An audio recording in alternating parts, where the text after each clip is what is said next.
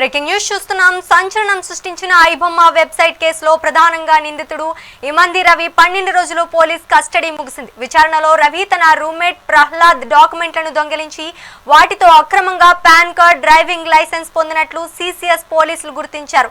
నిందితుడి వాగ్మూలం ఆధారంగా బెంగళూరు నుంచి ప్రహ్లాద్ను పిలిపించి రవి సమక్షంలోనే ముఖాముఖి విచారణ జరిపారు. డాక్యుమెంట్ల చోరీ మరియు ఇతర మోసాలకు సంబంధించిన కీలక ఆధారాలను సేకరించిన పోలీసులు రవిని తిరిగి రిమాండ్ కు తరలించనున్నారు.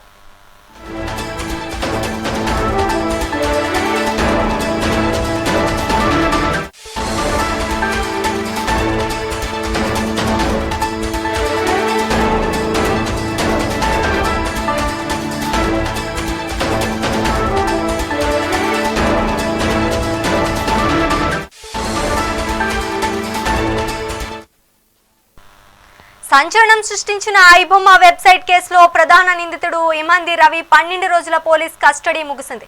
విచారణలో రవి తన రూమ్మేట్ ప్రహ్లాద్ డాక్యుమెంట్లను దొంగిలించి వాటితో అక్రమంగా పాన్ కార్డ్, డ్రైవింగ్ లైసెన్స్ ను పొందినట్లు సిసిఎస్ పోలీసులు గుర్తించారు.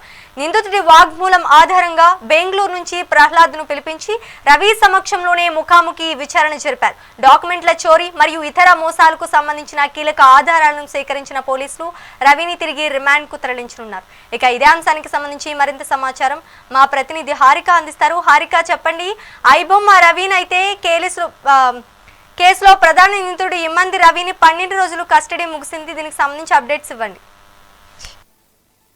12 రోజుల కస్టడీలో ఐబొమ్మ రవి అనేక ఆసక్తికరమైన విషయాలు చెప్పారని చెప్పుకోవాలి. 3 స్నేహితులు ఫేక్ ఐడెంటిటీతో వెబ్సైట్లను కొనుగోలు చేసి రవి పోలీసుల విచారణలో అంగీకరించారు. అయితే కడప జిల్లాకు చెందిన ప్రహ్లాద్ తో 2007లో అమీర్పేట్ హాస్టల్లో ఉన్న సమయంలో పరిచయం ఏర్పడింది. ఆ సమయంలోనే Prahlad 10th certificate, birth certificate తీసుకున్న Ravi pan card, driving licence తీసుకున్నట్టు తెలుస్తోంది. అయితే ఈ విషయాన్ని విచారణలో రవి అంగీకరించినట్టయితే చాలా క్లియర్ గా తెలుస్తుంది శ్రీజ. అయితే ప్రహ్లాద్ కు తెలియకుండానే తాను ఈ కారణం తీసుకున్నానని పూర్తిగా చెప్పాడు. అయితే మరోవైపు ప్రహ్లాద్ కు కూడా పోలీసులు బెంగళూరు నుంచి పిలిపించి మరీ విచారించారు.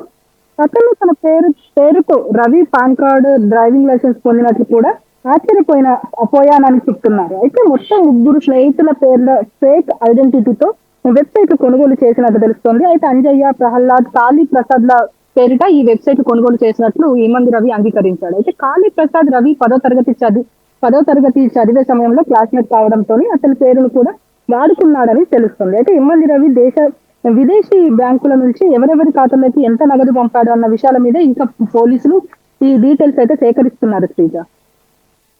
Right, thank you for the update Harika.